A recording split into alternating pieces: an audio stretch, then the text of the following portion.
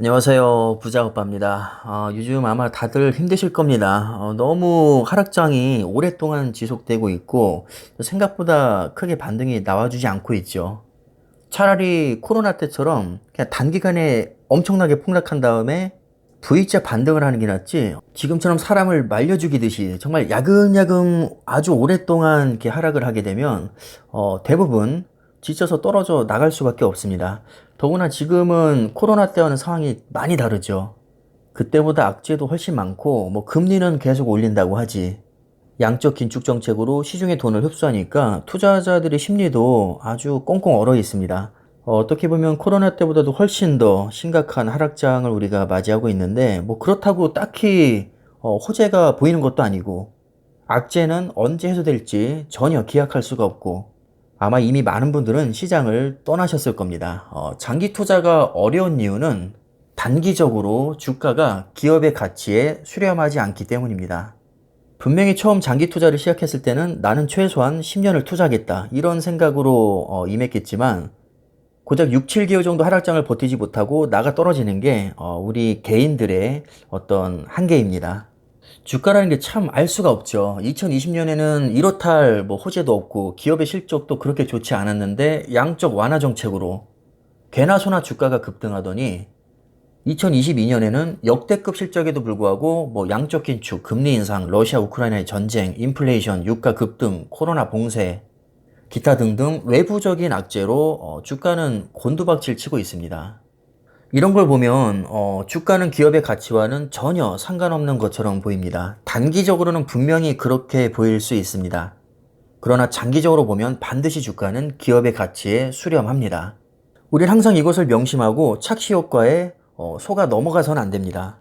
이 주가라는 게 정말 희한한 게, 호재가 뜰 때마다 조금씩 계속 오르는 게 아니라 전혀 반응하지 않다가, 아니 심지어 호재가 많을 때 오히려 주가가 계속 빠지다가 호재가 전혀 없을 때 급등하는 경우도 많습니다.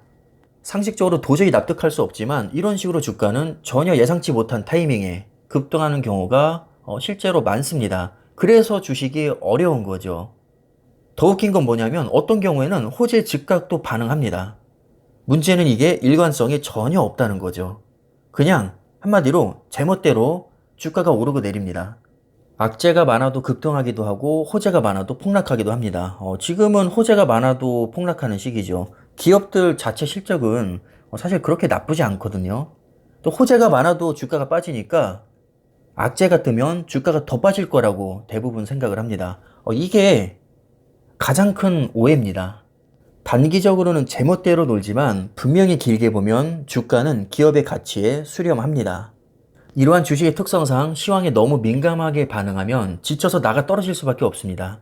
자, 우리가 학생인데 4시간만 자고 죽어라 공부했는데 막 시험 점수가 50점 나오고, 공부 하나도 안 하고 놀기만 했는데 100점이 나옵니다. 그러면 당연히 누구라도 공부를 하기 싫겠죠. 공부와 성적이 연관성이 전혀 없는 것처럼 보이니까요. 아니, 오히려 공부를 하는 게 이상한 것처럼 여겨질 겁니다. 지금 우리 심리가 딱 그렇습니다. 남들은 다 오르는데 호재가 이렇게 많은데도 안 올라? 호재가 많을 때는 안 오르더니 남들 떨어질 때는 또 같이 떨어지네? 뭐 이딴 개잡주가 다 있어.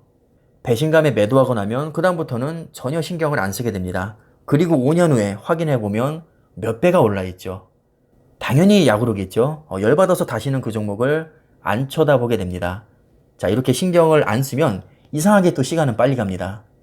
어느덧 세월이 많이 가고 무심결에 확인해보면 그때보다 훨씬 더 많이 올라 있습니다. 자, 우리가 알고 있는 대부분의 우량주는 사실 이런 식으로 우상향 해왔습니다. 무조건 호재 뜨면 오르고 악재 뜨면 빠지고, 이렇게 쉬우면 누구나 뉴스를 보면서 단타를 치겠죠.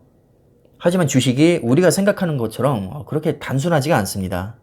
이럴 때일수록 냉정하게 바라볼 필요가 있습니다. 지금 주가가 빠지는 게 과연 기업의 전망이 어둡거나 실적을 못 내서인지, 아니면 외부적인 악재 때문인지 냉정하게 판단을 해야 됩니다. 기업에 전혀 문제가 없는데 주가가 빠지고 있다. 이것은 매도의 이유가 될 수 없습니다. 모두가 지쳐있는 이 시기에 우리에게 필요한 것은 어떻게 보면 기업 분석이나 시황 분석이 아니라 인내심입니다.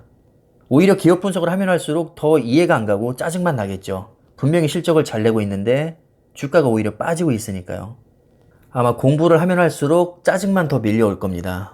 이럴 때 우리에게 필요한 것은 인내심입니다. 차라리 무관심이 더 나을 수도 있겠습니다. 그냥 관심을 끄고 내 할 일 하다 보면 뭐 2, 3년 훌쩍 갈 거고 그때 확인해 보면 꽤나 많이 올라 있을 겁니다. 항상 이런 식으로 주식은 우상향합니다. 물론 족보도 아닌 계잡주에는 해당 사항이 없는 얘기죠. 당연히 아주 좋은 실적을 내고 전망도 밝은 세계적인 초우량주에 해당하는 얘기입니다.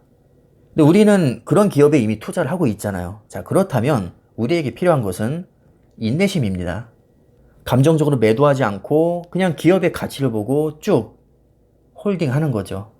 지금은 나만 힘든 게 아니라 사실 모두가 다 힘든 시기입니다.